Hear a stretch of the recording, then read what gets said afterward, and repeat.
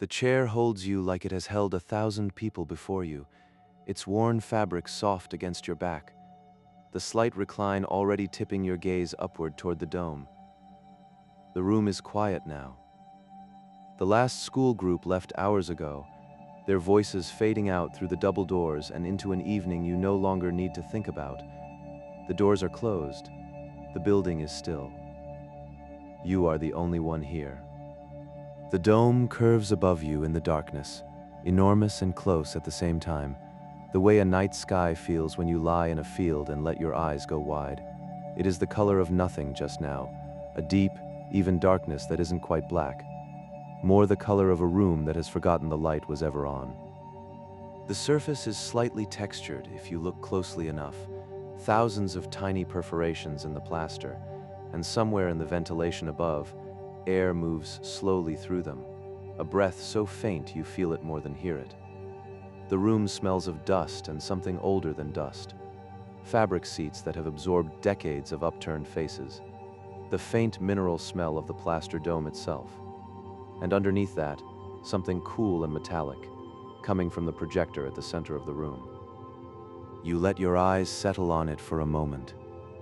It sits on its pedestal like something that fell from a great height and decided to stay. A dark, angular shape bristling with lenses and housings and protrusions that catch no light at all in the dimness. It is not running yet. It simply waits. The way machines wait when they have been doing the same thing for a very long time and have learned there is no reason to be impatient. The lenses face outward in every direction, each one a closed eye. Dozens of them. Hundreds, perhaps. You stopped counting. The chairs around you are empty, their headrests tipped back at angles, a still audience waiting for something that isn't a performance exactly. More like a reminder. Something you don't realize you needed until the room goes dark, and the first light appears and something in your chest settles quietly, without being asked. The ventilation hums at a frequency just below the threshold of sound. You feel it more in your jaw than in your ears, a low, even vibration that has been running since long before you arrived and will continue long after. It is not unpleasant. It is the building breathing. Your hands rest in your lap. The armrests are cool under your forearms, slightly worn at the edges where other hands have rested before. You don't need to move them. You don't need to move anything. The chair is already doing the work of holding you, and the dome is already doing the work of surrounding you, and the room is already doing what rooms do best when the people inside them finally stop filling them with noise. Outside, somewhere beyond the walls, the city is doing what cities do at this hour. But it is very far away and growing farther, and none of it requires your attention now. The projector will begin soon. You can feel it in the room, a kind of readiness in the air, the way the atmosphere in a concert hall changes slightly in the last moments before the musicians begin to play. Not tension, exactly. More like the held breath before a door opens onto somewhere very dark and very large and very beautiful. You settle deeper into the chair. The dome waits above you. And then, with no announcement at all, a single point of light appears. One point of light. Then another, just to the left of it, and slightly higher. Then 3 more in quick succession, scattered across the dome like the first drops of rain on still water. You watch them appear without counting them, without naming them, without doing anything at all except lying back in the chair with your hands resting where they are, and your eyes moving slowly across the curved ceiling as the darkness fills, gradually, and then all at once, with stars. The projector turns. It is a slow movement, almost imperceptible at first, a slight shift in the angle of the light, the way a sundial moves when you aren't watching it directly. The mechanism inside the pedestal makes a sound low and unhurried, somewhere between a hum and a breath, a sound that has no urgency in it, no rush, only the measured rotation of something that has been doing this for years and knows exactly how long it takes. The stars continue to appear. They do not arrive in constellations or patterns. They arrive the way the real sky arrives when your eyes adjust to darkness after a long time in a lit room. First, the brightest ones, large and steady and unmistakable, burning with a steadiness that the real sky rarely manages through atmosphere and weather and distance. Then the medium ones, filling in the spaces between. Then the dim ones, and the dimmer ones, layering over each other until the dome above you is no longer dark at all but covered, dusted, scattered with light in every direction you can see without moving your head. You let your eyes go soft. This is the trick with a sky like this. If you look too hard, if you try to focus on any individual star, the others blur and the whole becomes less. But if you let your gaze rest without fixing on anything in particular, the dome opens up, becomes deeper than it is, and the lights acquire a depth that makes the plaster surface disappear entirely and leaves only the impression of space. Vast, cool, indifferent space, pressing gently in every direction. The Milky Way comes last. It appears not as individual stars, but as a wash, a broad, pale band arcing from one side of the dome to the other, denser at its center where the light blurs together into something almost luminous, thinning at its edges into a suggestion of stars too numerous and too distant to resolve individually. It crosses the dome slowly as the projector continues its rotation, settling into position overhead like a river finding its channel, and then it rests there vast and unhurried and faintly, softly, glowing. You have seen photographs of it. Everyone has. But photographs cannot account for the scale of it above your head, the way it occupies not just one part of the sky, but all of it, the way everything else, every constellation and named star and familiar pattern, exists within it or alongside it, smaller than it seems when it is the only thing you are looking at. The projector makes its low sound. The ventilation continues its faint breath through the perforations in the dome. The room is very still and very cool, and the chair beneath you has taken on the warmth of your body so fully that the boundary between you and it has become somewhat theoretical. Your weight distributed across it in a way that requires no adjustment, no readjustment, simply resting, simply held. Your eyes move across the dome without direction, from the dense center of the Milky Way to a cluster of bright stars at the dome's edge. From there to a region of particular darkness between two fainter groups, a gap that seems to go further than the plaster behind it. From there back to the center, where the projector sits in its own small darkness, its lenses open now, casting all of this without effort, without hurry, turning slowly on its pedestal the way the Earth turns, the way everything turns, at a rate too slow to perceive directly, but which, over the course of a night, moves everything. Orion is rising at the eastern edge of the dome. You can see the three stars of the belt before the rest of the figure assembles itself around them. Those three, evenly spaced, unmistakable, tilted slightly from horizontal in a way that has always made them look less like a belt and more like a signature. Around them, four brighter stars mark the shoulders and the knees, and between them the figure takes shape, a hunter standing at the edge of the sky, one arm raised, not with any urgency, simply raised, the way a person raises a hand to shade their eyes from a sun that set hours ago.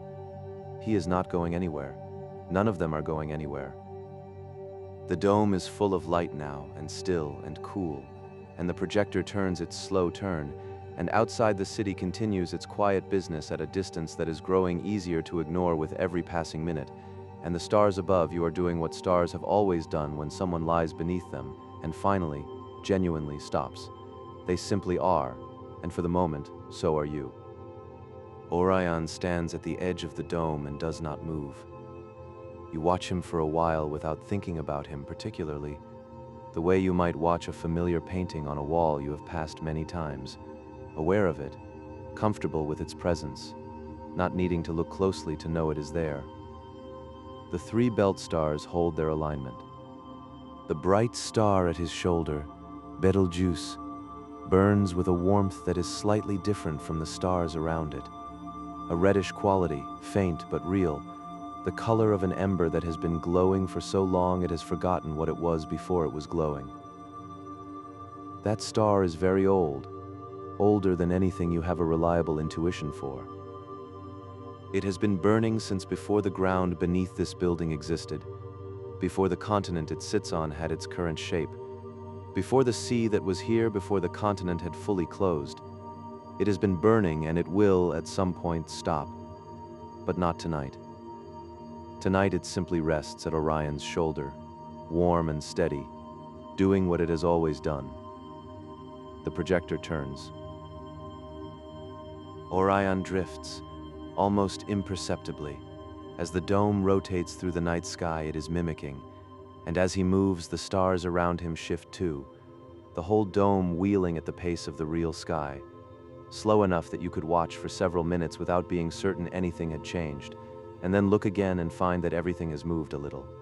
Every light a fraction further along than it was, the whole arrangement rotating around a point somewhere above the north, patient and continuous, and without any need for your attention at all.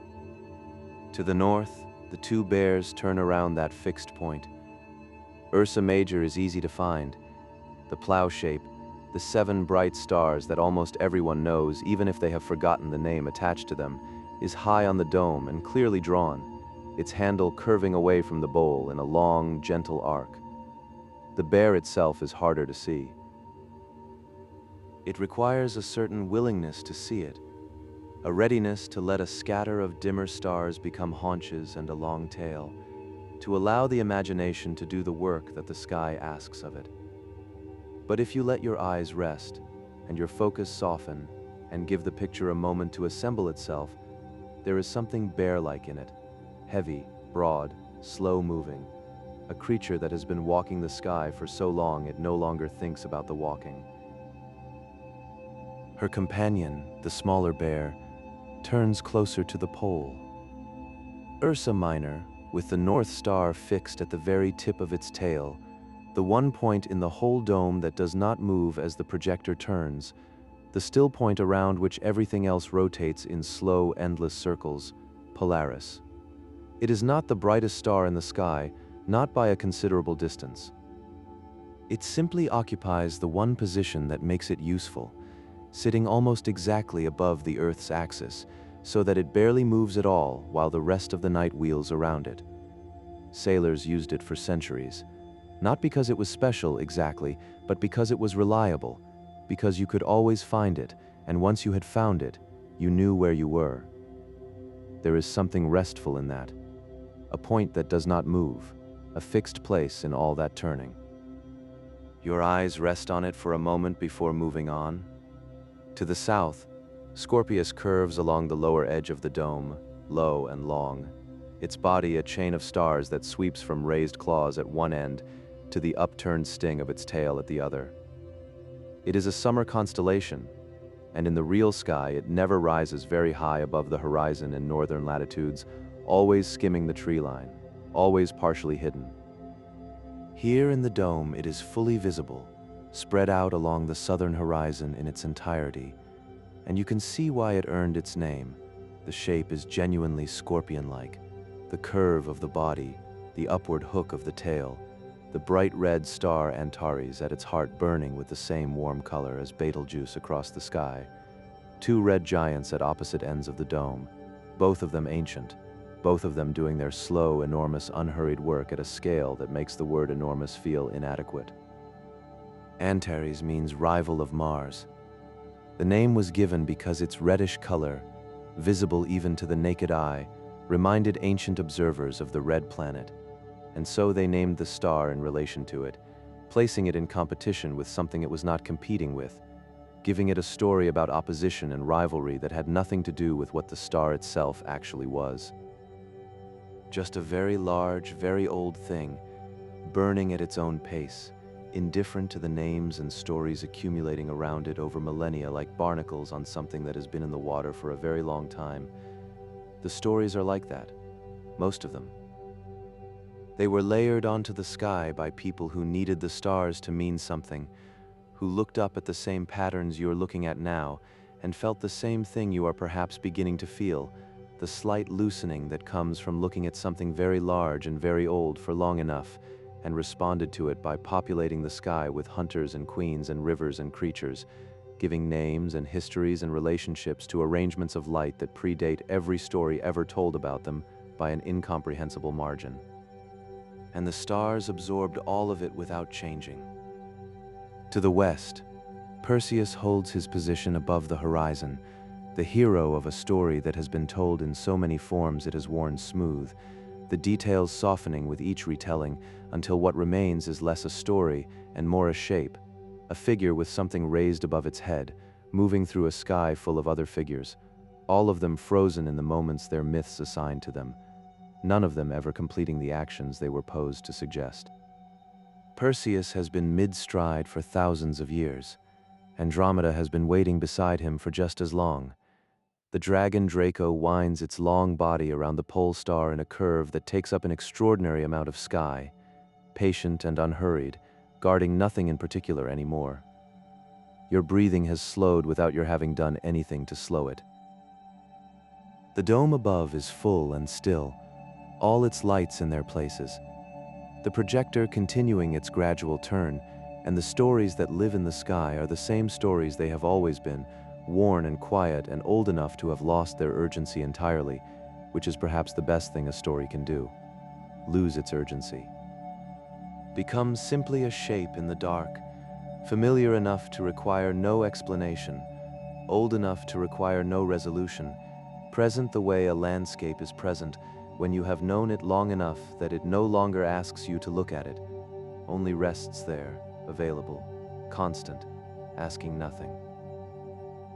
Eridanus, the river, flows down from near Orion's foot toward the southern horizon, a long winding chain of faint stars that traces a path no water ever took across a sky that has no water in it, and yet the name holds, and the shape holds, and the river continues its course across the dome with the same unhurried quality that rivers always carry, moving, because that is what rivers do, not arriving anywhere in particular, simply flowing, one star to the next, down toward the edge of the visible sky, and beyond it, into the regions the dome cannot show.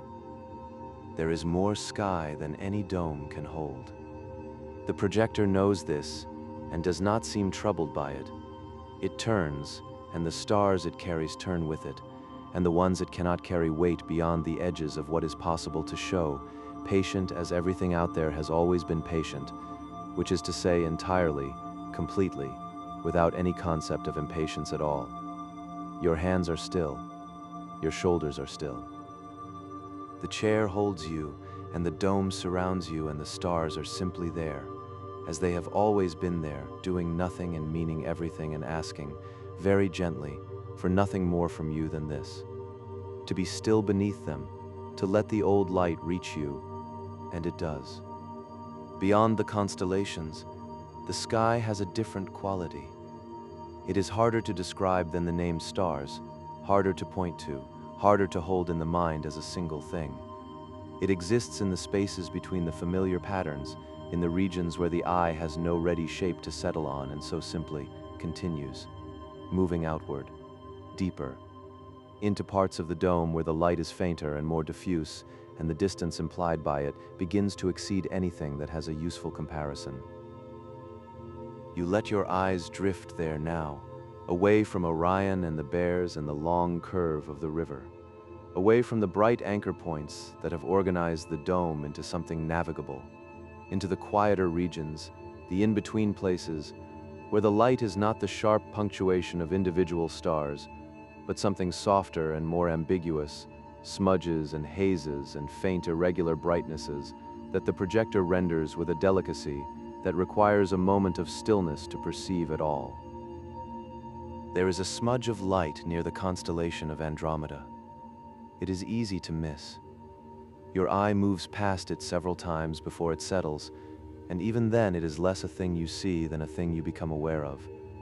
A slight brightening of the darkness in one particular region, oval in shape, elongated along one axis, with edges that have no clear boundary but simply fade into the surrounding dark by degrees so gradual that you cannot say where the light ends and the darkness begins.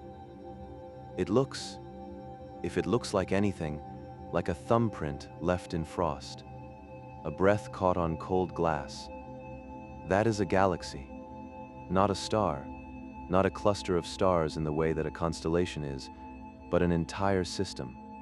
Hundreds of billions of stars bound together by gravity into a shape that rotates over periods of time so vast, they require a different kind of number than the ones used for ordinary things. The light reaching the projector's lens from that smudge left its source more than 2 million years ago. It was already traveling when the first recognizably human creatures were making their first recognizably human decisions on a planet that had no name yet for what it was. It crossed the entirety of that intervening space. 2 million years of unobstructed travel through a vacuum so complete that nothing slowed it or altered it or acknowledged its passing, and arrived here, at this dome, on this evening, at the precise moment your eyes happened to be resting in that part of the sky. You do not need to do anything with that information. It requires no response. It is simply true, in the way that very large true things are true, quietly and without insisting on themselves, available to anyone who happens to be lying in a reclining chair in a dark room, looking in the right direction at the right moment. Your eyes rest on it a while longer before moving on. Elsewhere in the dome, other smudges wait in the quieter regions of the sky. Some are not galaxies but nebulae, clouds of gas and dust within the galaxy that contains this solar system, this planet, this building, this room, this chair. The Orion Nebula hangs just below the hunter's belt, in the region that represents his sword, a faint luminosity that looks like nothing so much as a place where the sky is slightly warmer than it is elsewhere, a patch of gentle light with no sharp center, distributed across a region of space, large enough to contain dozens of solar systems in the process of forming, stars assembling themselves from collapsing gas in a process so slow that no human observation has ever captured more than a single frame of it. New stars, or the beginnings of new stars, the earliest stages of a process that takes millions of years to produce something that will then burn for billions more. You are looking at a beginning so early that the thing beginning has not yet decided what it will be. And it is beautiful in the way that very slow things are beautiful, in the way that a seed is beautiful not for what it is, but for what it implies, the whole long patient arc of it suggested in miniature, in this smudge of light below Orion's belt, this warm imprecision in the dome above your face. The projector turns. The ventilation moves its slow breath through the perforations in the plaster. The room is very still and very cool, and the chair beneath you has taken on the warmth of your body so fully that the boundary between you and it has become somewhat theoretical, your weight distributed across it in a way that requires no adjustment, no readjustment, simply resting, simply held. Your eyes have grown heavier without your having noticed them growing heavier. Not closed. Simply heavier, the lids carrying a weight that was not there when you first sat down, a pleasant weight, the weight of a body that has been still long enough to begin the process of letting go of the day, releasing it in the way that hands release things when they have held them for long enough and the muscles finally give, not a decision exactly, more a gradual and entirely natural loosening. You look at the dome. In the region near the constellation Leo, there is a cluster of galaxies. Not one smudge of light, but several, close together in the sky in a way that implies proximity, though proximity here means something different than it does on the ground. These galaxies are tens of millions of light years from the point you occupy, and they are tens of millions of light years from each other, and the cluster they form is a grouping that exists only from this particular angle of view, only from this direction, only from the vantage point of something as small and local as a planet in a solar system in an outer arm of one unremarkable galaxy, looking outward at its neighbors. The universe is full of neighbors you will never visit. This is not a sad thought. It is simply a large thought, and large thoughts, when you are lying still in a dark room beneath a dome full of light, have a different quality than they do in ordinary daylight. They do not press. They do not demand resolution. They simply open, the way a window opens onto a view that is too large to take in all at once, and you do not need to take it in all at once.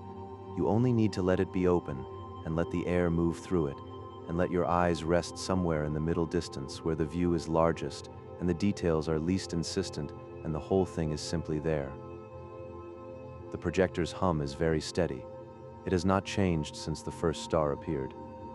The same low, even frequency, the same measured rotation, the same quality of machine patience, of a mechanism doing what it was made to do without any awareness that it is doing something remarkable. It does not know that the light it casts has been traveling for millions of years. It does not know that the person lying beneath its projection has been carrying a day that is now, finally, beginning to release its hold. It simply turns and casts its light, and the dome receives it, and the room is full of stars. Your breath moves in and out at a pace that belongs entirely to your body now, not to anything you are thinking about or attending to, simply the quiet, reliable rhythm of a body that knows how to breathe without being asked, that has been doing so for every moment of your life without requiring any instruction or attention, and will continue to do so as the room grows quieter and the stars grow softer, and the dome above you becomes less a ceiling and more simply the quality of the darkness, warm and full and very, very still. The furthest things the projector can show are quasars, ancient and almost unimaginably distant, the bright cores of galaxies so far away that the light depicting them left before the Earth existed. They appear as nothing more than points of light, indistinguishable from ordinary stars to the eye, their extraordinary nature entirely invisible, contained in them the way extraordinary things often are, quietly, without announcement, in the ordinary form of a small and unremarkable light in a dark sky. You may have looked directly at one tonight without knowing it.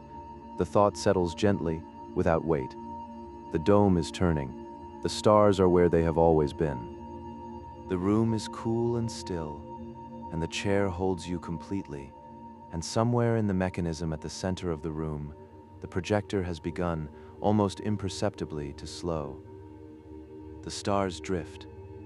Not quickly, not in any way that announces itself or asks you to notice. Only in the way that things drift when the mechanism moving them has eased its pace. A slowing so gradual that you could not say with certainty when it began, only that the dome above you now has a quality of stillness it did not quite have before. The stars moving at a rate that is closer to the rate of the real sky than the measured demonstration speed of earlier, slower than a clock, slower than breath, slower than almost anything you have a ready comparison for. The projector turns and turns. The Milky Way rests overhead where it settled earlier, its pale band crossing the dome from edge to edge, its center a soft, dense brightness that the eye keeps returning to without being directed there. The way the eye always finds the brightest thing in a room and rests on it, not out of intention, simply out of the nature of eyes, which are instruments of light and cannot help themselves. Your body is very still. You are aware of it in the way you become aware of your body when it has been in one position long enough to have fully committed to that position.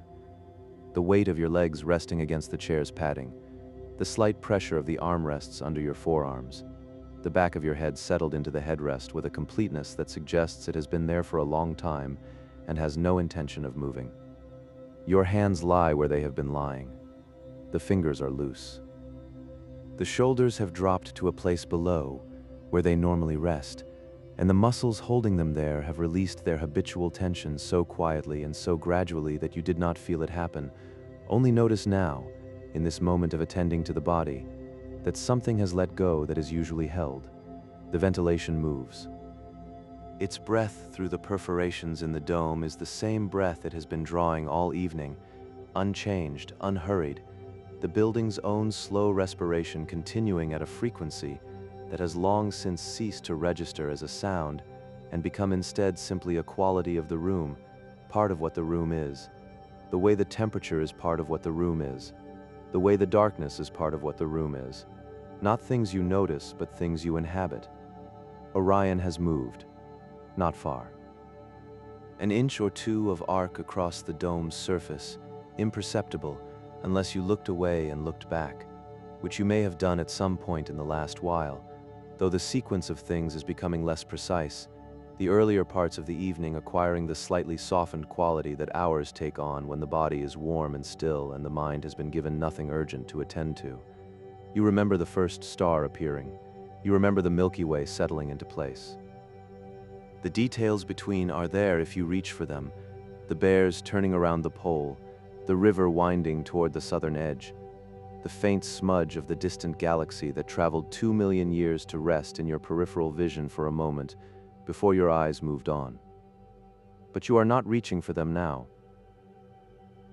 They are simply behind you, the way the hours of a quiet day are behind you when you lie down at the end of it, present in the way that everything experienced becomes present in the body, even after the mind has stopped actively holding it, settled into the particular quality of tiredness that is not unpleasant, but is simply the weight of a day fully inhabited, fully spent, requiring nothing further. The projector hums. Lower now, or perhaps it only seems lower because the room has grown quieter in some way that has nothing to do with actual sound. The quality of the silence deepening the way silence deepens in the hours after midnight, when even the distant city has reduced itself to its quietest operations, the occasional light, the occasional slow movement of something that has somewhere unurgent to be. The stars above you are not asking anything.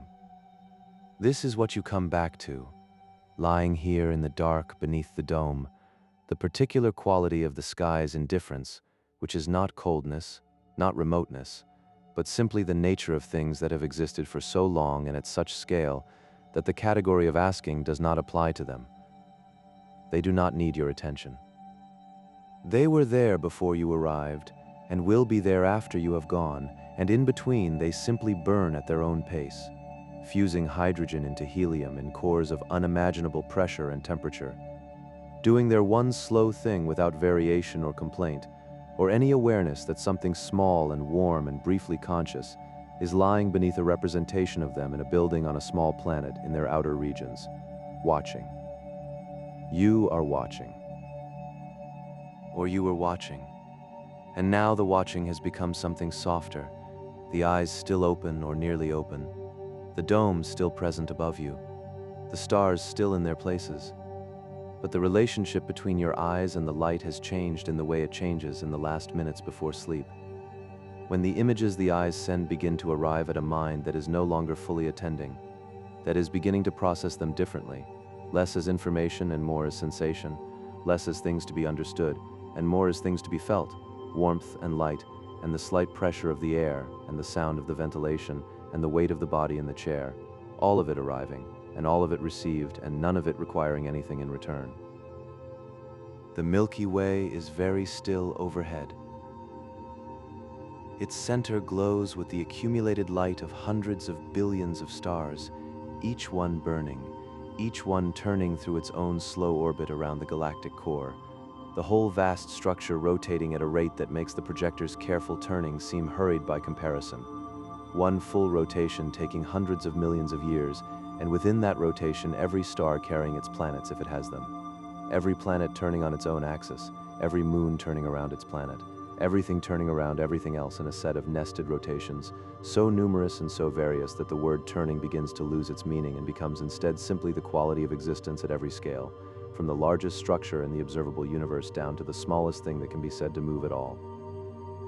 And at the center of all of it, or rather at no particular center, because there is no particular center, only the place you happen to occupy at this moment, which is a chair in a darkened room beneath a dome that is showing you the sky.